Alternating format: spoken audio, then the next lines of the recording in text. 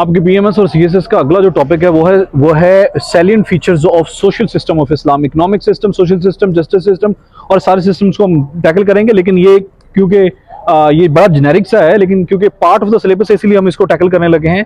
हम short precisely इसको देख लेते हैं।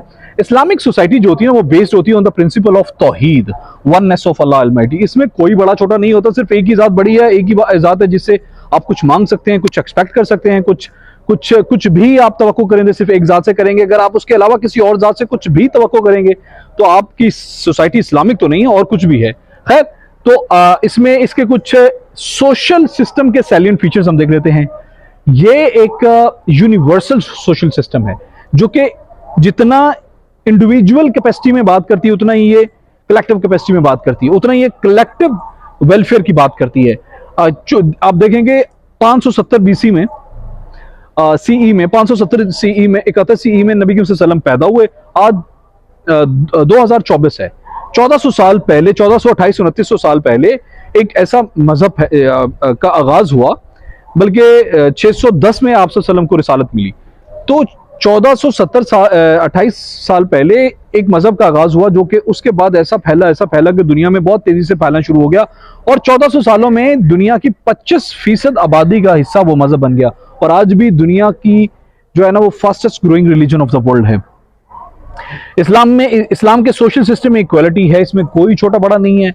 जो खलीफा है वो भी अकाउंटेबल है, जो जज है वो भी अकाउंटेबल है, कोई बड़ा नहीं है, कोई किसी को के लिए जगह छोड़ने की बात नहीं है, किसी को इंपॉर्टेंस देने की बात नहीं है। अगर किसी को जो इंपॉर्टेंस देनी है तो तकवे की बुनियाद पे है। नबी सल्लल्लाहु अलैहि वसल्लम ने फरमाया किसी अरबी को किसी अजमी पे, किसी अजमी को किसी अरबी पे, किसी काले को किसी गोरे पे, किसी कोरे को किसी काले पे कोई फौकियत नहीं है, लेकिन तकवे की बुनियाद पे।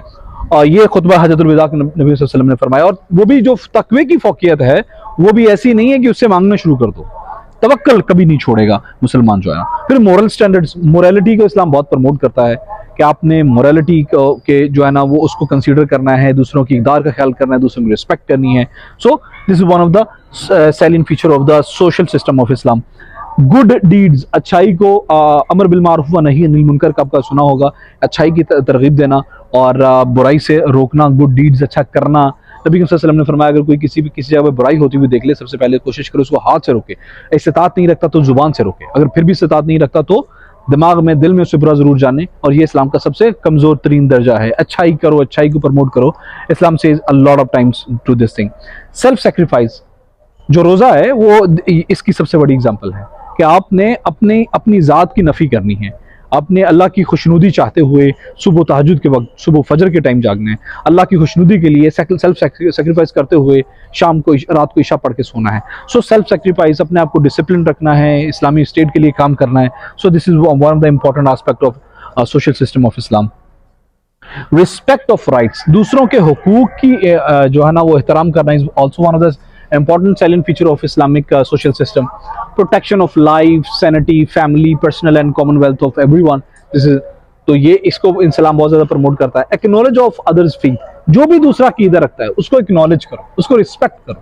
नबी सल्लल्लाहु अलैहि वसल्लम ने फरमाया अगर तुम दूसरों के झूठे खुदाओं को बुरा भला कहोगे तो वो तुम्हारे सच्चे खुदा को बुरा भला कहेगा। सो दूसरे के फेथ की रिस्पेक्ट करें, उसको कन्विंस करने का फोर्सेबल, वो अल्लाह पाक फरमाते हैं ना कि दीन में जबर नहीं है, ला इकराह फिद्दीन क़द तबय्यन रुश्द मिनल गय्य।